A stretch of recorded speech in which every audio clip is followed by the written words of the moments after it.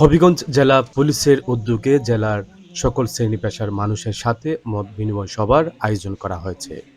উক্ত মত বিনিময় সভায় প্রধান অতিথি হিসেবে উপস্থিত ছিলেন বাংলাদেশ জাতীয় সংসদের ওইব ও হবিগঞ্জ ৩ আসনের সংসদ সদস্য আলহাজ জি.কে. কৌস।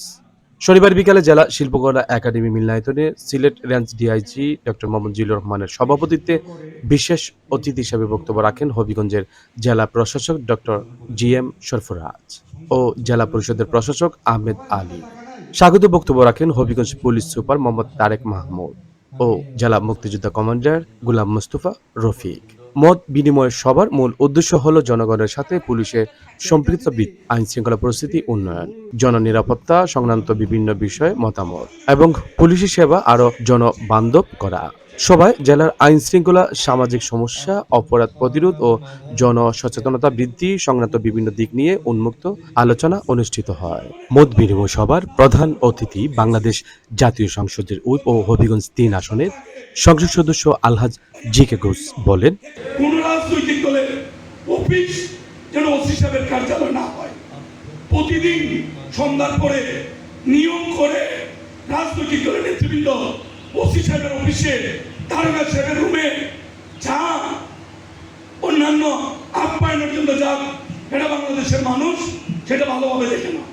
আমার দলের প্রধান জনাব তারেক রহমান সাহেব এই বিষয়টি উনি কোনোভাবে ভালোভাবে দেখেন না। অথবা দলের লোকজনকে অনুরোধ করবো, কোনো প্রয়োজন ছাড়া প্রতিদিন থানায় যাওয়ার কোনো প্রয়োজন নেই।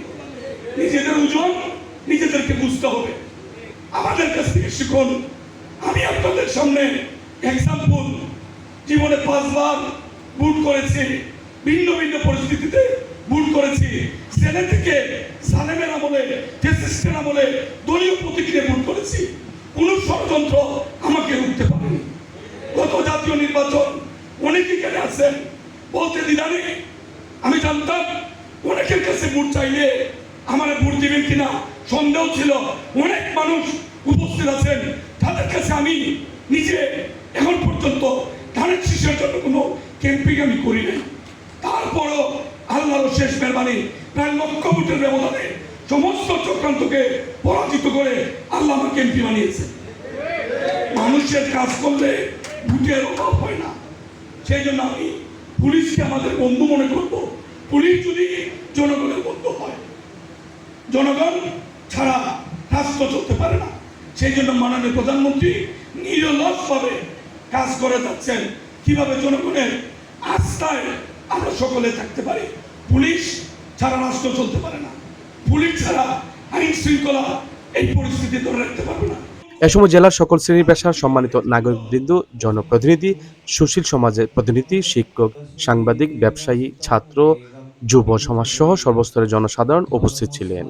আলোচনা সভা শেষে সরাসরি কুইজ প্রতিযোগিতার আয়োজন করা হয় এবং পরে বিজয়ীদের মাঝে পুরস্কার বিতরণ করা হয়। সর্বশেষ নাট্যমেলার পরিবেশনায় নেশায় মরণ নাটকটি মঞ্চস্থ করা হয়েছে।